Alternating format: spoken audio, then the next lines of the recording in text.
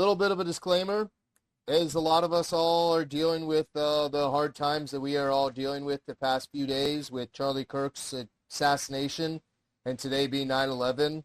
We thought it was only appropriate to give our condolences to Charlie Kirk and also people in 9/11 for this episode. So if it's a sensitive topic and you don't want to talk about it, we may get into some conspiracies with the 9/11.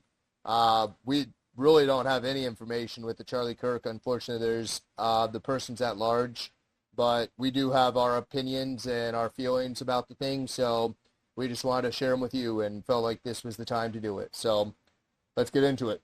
All right, let's get started. So when did you ever follow Charlie Kirk? I watched him all the time. Yeah? When Yeah. was the first time that you think that you started watching his stuff? Like pre-pandemic, like pre-2020, or... Yeah, I mean, probably that's 5 years ago. So at least that long. I mean, Charlie Kirk, from my understanding, he started when he was like 18, never went to college, but he had the vision of getting conservatism into colleges, and like Steven Crowder did, he focused on the colleges. He was more or less, I think that a lot of people, in my opinion, have looked at him as more like a Republican activist, and that's how they've kind of been portraying it. But I don't think that that's actually a very accurate way. I think that he was more of a conservative, moderate, but I think that he was more or less a pastor, to be honest with you. Like, I don't think that, yes, he was very political in like the space he was talking, because of just we live in a very political and polarizing time. But I mean, I think that his biggest message was about religion. I mean, looking about my feed and circling politics back to religion, I think he really was a apostle, like proselytizing his beliefs. And I mean, if you are a Christian, he is kind of one of those people that is very religious, and I think that that's really where the biggest hit is with like the evangelical society. I mean, don't get me wrong, it definitely was a big impact with the conservatives, because I do think a lot of people are saying that he had a major impact with Trump's getting elected, especially with the youth vote. I can see that. But with that being said, and a lot of people are also saying, and I think that it is a very high potential that if he did run in 2028 against even what's his name? Wow, my brain is fried right now. Who's our vice president? J.D. Vance. Yeah, Vance. I think that him and Vance would actually be a very hard... I mean, Vance comes with some incumbency as a VP, but... Well, I mean, there's been a lot of people that talked about him possibly running for president. I don't know if it was going to be that soon. Yeah, no, but he was definitely building a massive following. Yeah, I mean, if he wanted to, I think that he would have given a hell of a run. Most likely. The part that drives me, that struck me, is there are so many other Republican podcasters out there, or conservative podcasters, whatever you want to call them, that are more, that's the word I'm looking for, like abrasive than him. Like, more he never... of the extreme right activists that the mainstream media seems to push.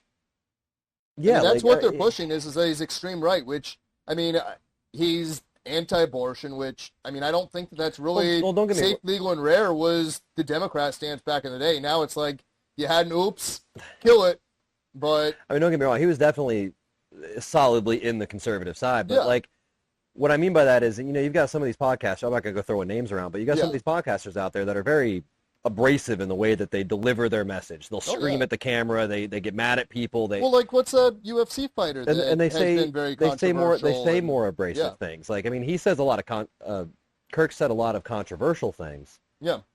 But by and large, he did it in a very calm and professional manner. And, like, I don't think I've ever seen him get worked up. Not really. I mean, No. mildly. He's done it mildly, but, like, I've never seen him, like, start screaming at somebody. You know what I mean? Like, some of these other guys have. And his Crowder whole... gets more worked up, I think, his whole going back to thing. Crowder, I think Crowder gets way more worked up than Kirk does. Yeah, I don't actually more watch. animated. I don't actually watch Crowder. Yeah, Crowder does get more animated, but Kirk is. I've always seen him as just kind of very mellow. Like I don't think I've ever seen him like get worked up. It's just like it's kind of a dumb argument.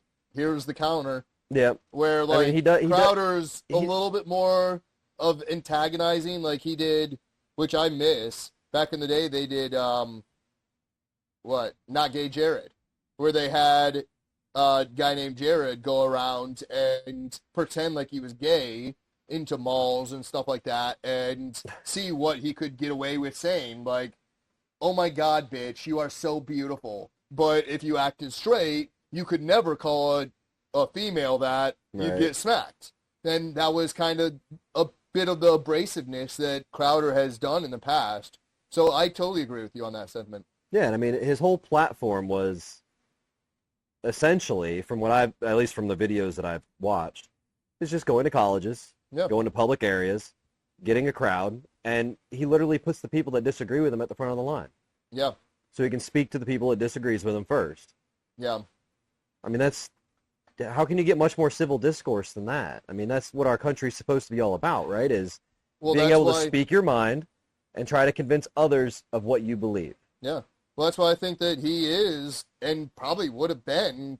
I'm not religious myself, and I differ on some of my beliefs than him. But I think that that's part of why he was portrayed out to be potentially a president, because that's really what I think Americans are thriving for, is a politician that, you know what, you disagree? I'll have that conversation. When do you have a conversation with your politician? I mean, our school board just today, or this last school board meeting, they stopped putting the video of the speaker because they don't want the speakers to get a video of themselves talking down to the school board to be able to make videos against them. So they are trying to put any ability for anybody to hold them accountable away.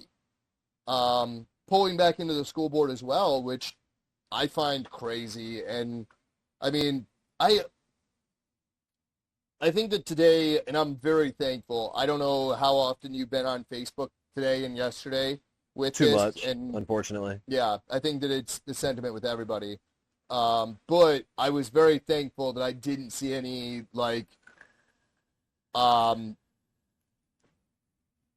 celebratory posts. I've heard that there have been some. I didn't see any on my personal, like from my friends group and that, that kind of stuff. But a lot of the public pages, and especially in the comment sections of those public posts, it's all over the place, and it's absolutely just sickening. Like that. A lot of that, I think, is bots.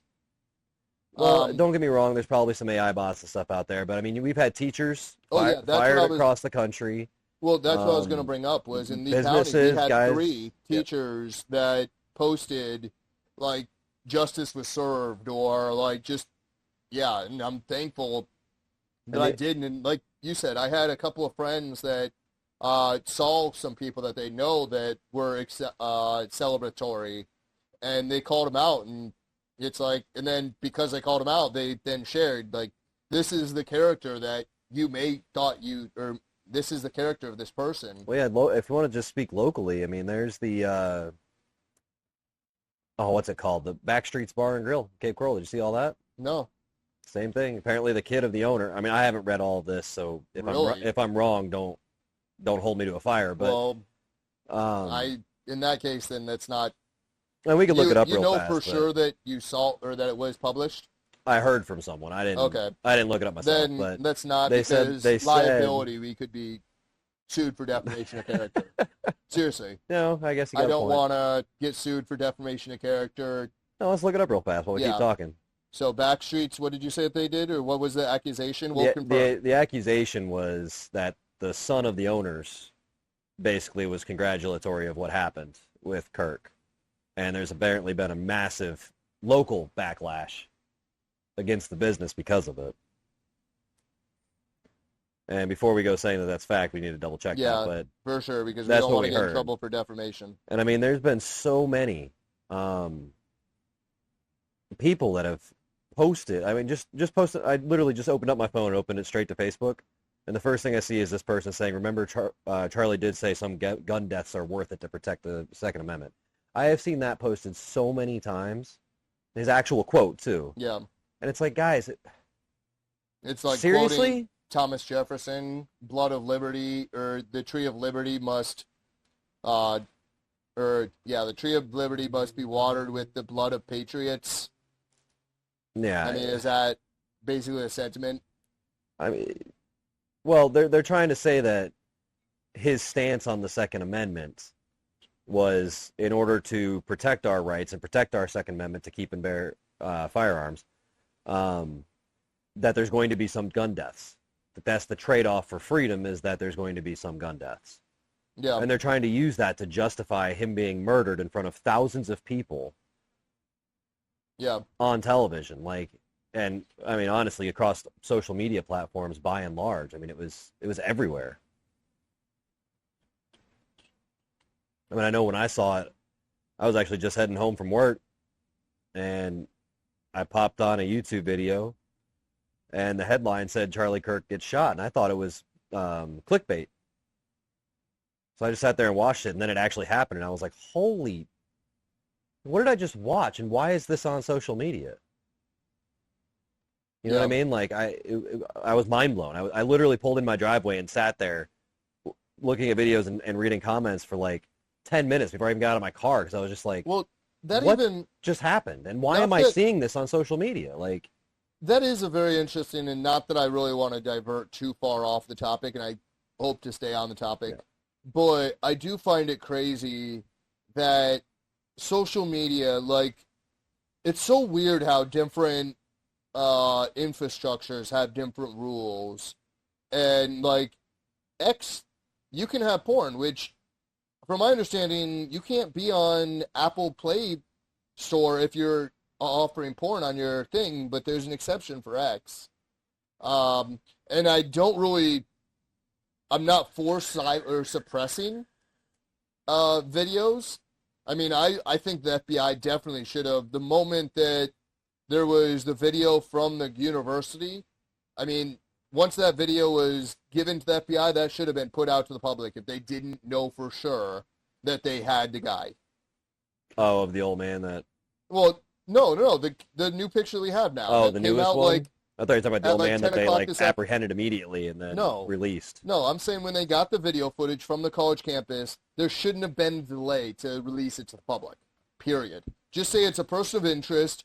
Don't say that you should be armed and dangerous or anything like that. Just say it's a person of interest. Just call right away if you see them or know anything about them or whatever. I mean, maybe it is the shooter, maybe it's not.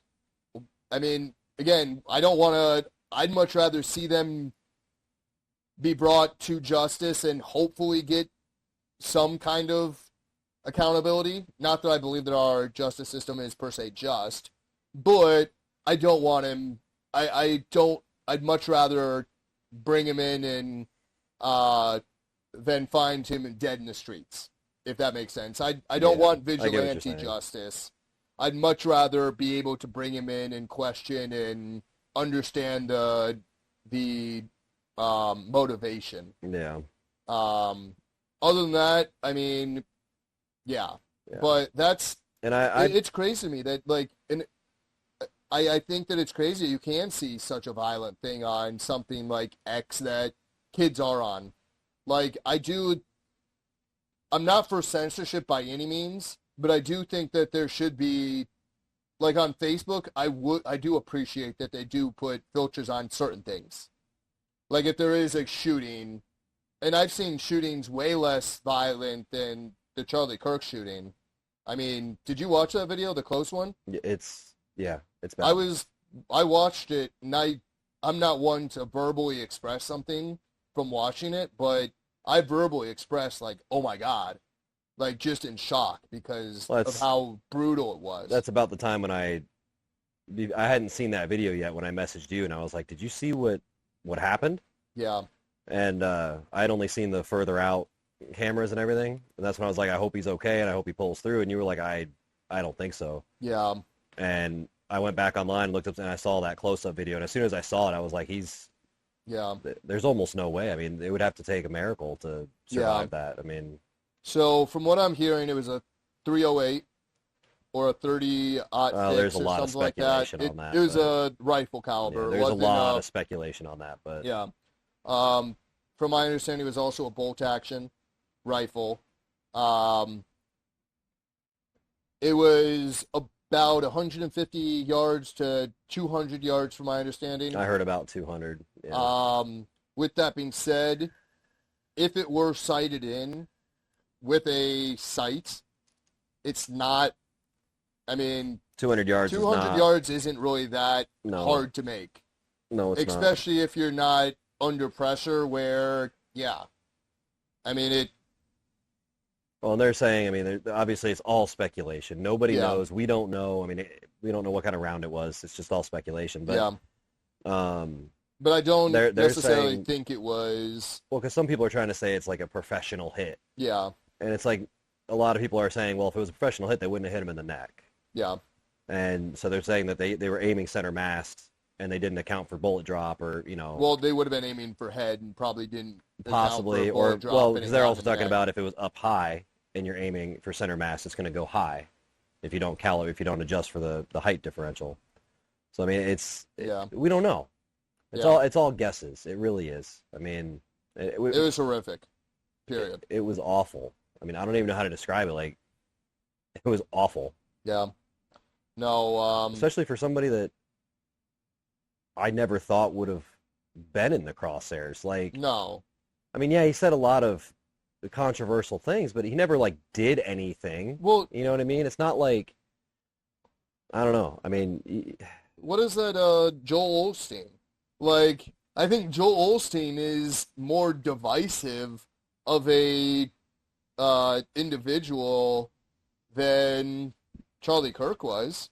I mean, like I said, there's so many of them. Oh yeah. I mean, and there's so many political commentators too. I mean, on the right hand side especially. I mean, you've got Shapiro, you've got the Crowder, you've got the movies that Walsh put out, which arguably are significantly more controversial in the way that they parody everything. Well, not necessarily those particular movies, but yeah. So it's going back to the Backstreets thing real quick. From my understanding, a woman named Peyton J. Said also, fuck Charlie Kirk and everything he stood for. Rest in peace, you hypocritical ass munch. And I'm not sure, Peyton J.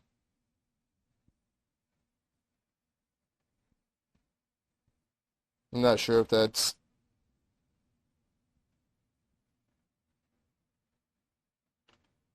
But that's the association from what I'm seeing. One person is saying, Backstreet's and longtime friend Shelley has zero influence and association with any type of outside social media commentators or polarizing. So Shelley, I don't know who Shelley is. It looks like Shelley may own Backstreet's. Yeah, I don't know. And I don't condone, regardless, so even still. It looks like Shelley may be the owner of Backstreet's, and people are mixing up this other girl from what I'm seeing. I gotcha. So it may be like a bartender or somebody that is a manager or something like that. That's an unfortunate side effect that's happening in a lot of businesses, too. I was reading something about a roofing company in another state that the owner said something nasty. So he had like over 600 one-star reviews already. And then there was like 5 other roofing companies that came out with very similar names that are like, guys, that wasn't us. And they're getting picked up in the backlash. I mean, I don't know. I think some people... Nobody should be okay with what happened. No, absolutely not. There's never... I don't care... I don't care if you agreed with him, disagreed with him, hated him with a passion, or loved him. You should not... Murdering somebody in cold blood like that is just completely wrong. There's no way around it. I project that 99% of Republicans, I'll leave out a 1% because there are extremists on every spectrum. With that being said, 99% of Republicans I think, would not have the same sentiment that these people are having towards Kamala Harris or Joe Biden or any glee. I think that a lot of people, I think most Republicans would have had a sense of relief, but not glee. I think that situations like this are very much of just negative for the country, like negative for politics. I mean, me being in politics now, I am kind of redoing my oath to myself and reassessing, because having a daughter, it's like, as a parent being in politics, I could be in those crosshairs one time if I do get too politically influential. Yeah. And with that being said, do I want to possibly put myself in those crosshairs and leave my daughter fatherless? And am I willing to, like when I swore to be in the Marines, I never actually went into boot camp, but I went through the delayed entry program, as you know. But I was willing to sacrifice. When I signed up, it was in my mind I might not come back. And that was, I mean, I was in my mind a patriot for signing up.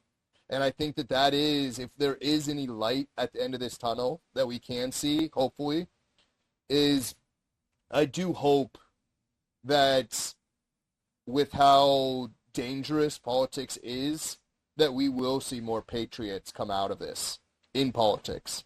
That people that were on the edge are saying, this isn't the country that I want to, I mean, if I'm dead or alive, what country am I leaving to my children? Yeah. And that's kind of the sentiment that I have, is what am I going to do? Like, okay, our country's burning, and then, okay, well, maybe Avery can go to Europe. Oh, well, they're burning just as bad, if not worse.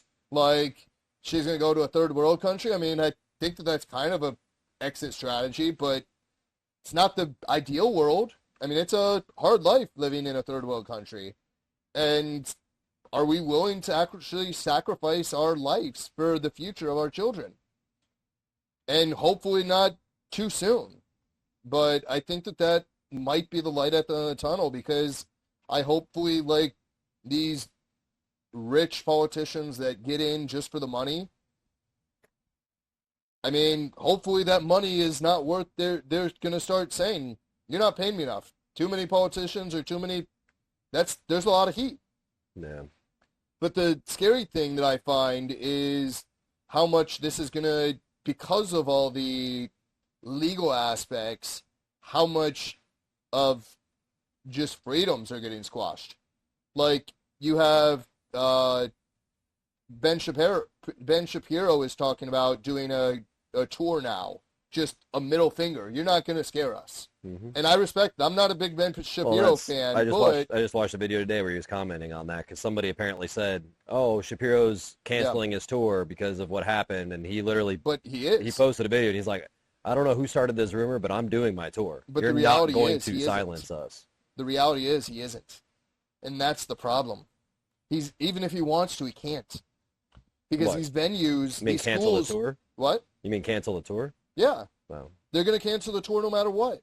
Because these insurance companies aren't going to be able to, I mean, imagine what an insurance policy for Ben Shapiro on a college campus is now. Yeah. Imagine what the security company's insurance policy is. You got to have security. I mean, in both of these situations, and this is one thing that I think our country, and it scares me to bring up, whether it's our country, our government owning the cameras, or independent contractors are owning the cameras, but both the Butler, Pennsylvania shooting and the one in just the other day with Charlie Kirk, both of them could have been stopped if we had 3 or 4 drones in the sky flying around just assessing the area. I mean, we spend so much money on foot patrol and cameras on the ground, but yet there's no area patrol. And then we're looking at what's going on in Russia, Ukraine, Israel. It's like everybody's playing with drones, and we're out here playing we're playing in the 19th century. We're in the 21st century, and our technology isn't showing it. I mean, especially in situations that there are high risks.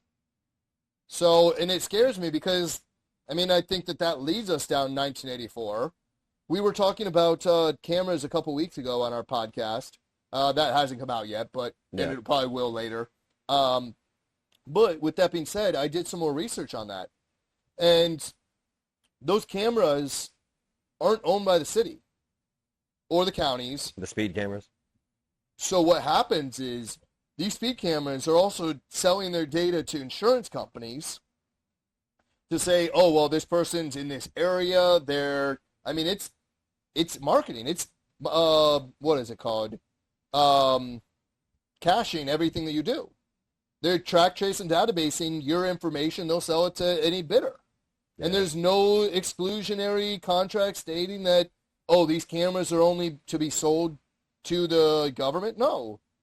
So our politicians, as they put out these cameras and these contracts with these camera companies, they're selling our freedoms away without consent. Yeah. You read these agreements, our politicians are signing for us in our transparency. We aren't even signing our own transparency contracts or user rights contracts. Our politicians are signing our rights away from us, which is scary. And that's why I say it's scary, that the idea of bringing drones in, because, I mean, the next step is federalizing drone airspace. Under 300 feet, I think it is. They federalized FAA can control the airspace for airplanes. But what's to say that the next step is that FAA is not going to say, well, you have to get permission to fly your drone in our airspace above 200 or above 20 feet Well, you're already doing certain areas. if you're doing commercial. Correct. If you're doing it for pay. Yep. Yeah. So, or you're around. You have to have an unmanned flight license, and Yep. if you're anywhere near like a school, or you have to call ahead, you have to get approval. It's a whole Yeah. mess. But So let's get get back to to topic, and then we'll move on to what the second part of the podcast, because it's still very fresh. Yeah. Everything with Charlie Kirk, and there's still not a lot of information that's solid that we know, yeah. aside from the obvious. But I do want to say before we move on to 9/11, because today is 9/11, Yeah.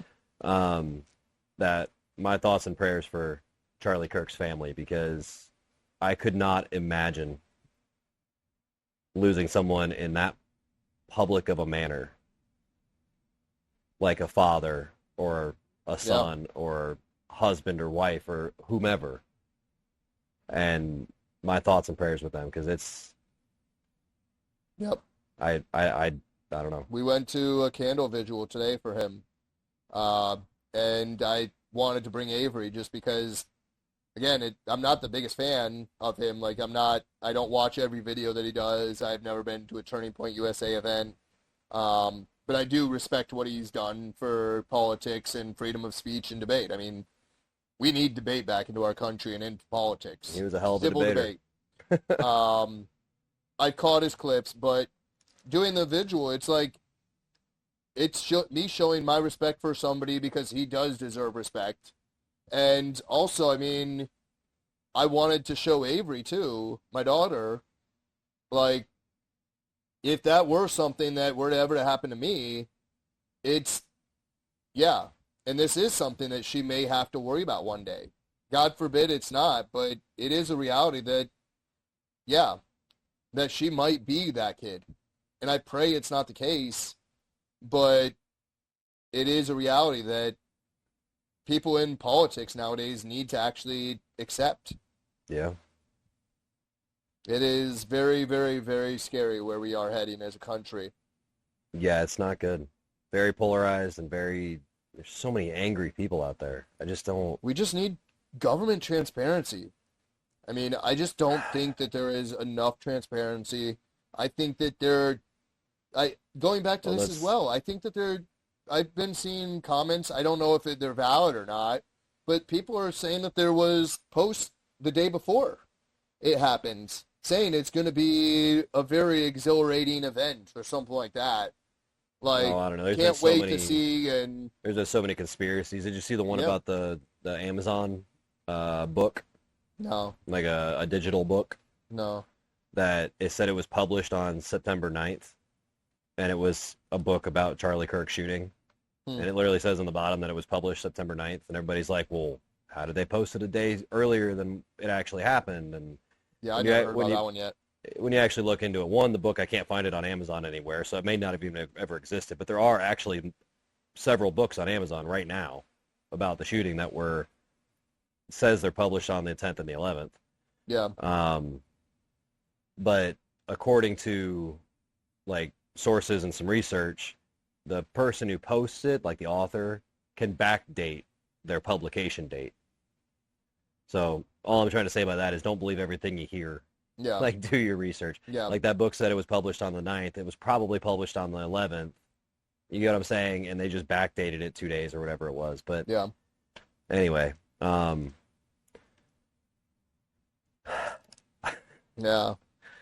I don't know. I mean, it's such a heavy topic. It's like, Yeah. I honestly don't even want to go into 9/11 because it gets so kind of controversial and conspiratorial that it almost kind of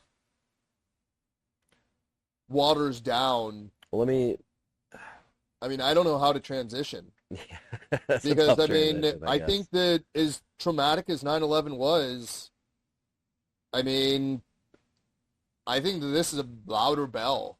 Yeah. Well, before we move And that in, also is probably because it's so polarizing too. I mean, well, it's there's so many polarizing things in this world well, right like now. 9/11, people, But before- Democrats and Republicans got together. Hold on, before we get started into 9/11, I do need to take a quick break, Okay. so I'm going to pause for just a moment, and then we'll be right back. Okay, sound good. Audio back in. Well, All right. we're back. Quick little bathroom break. Like I said, it really is a heavy topic. Charge topic. It'd be wrong of us to talk more about 9/11 and get into conspiracies about 9/11. We're probably going to do that in another episode.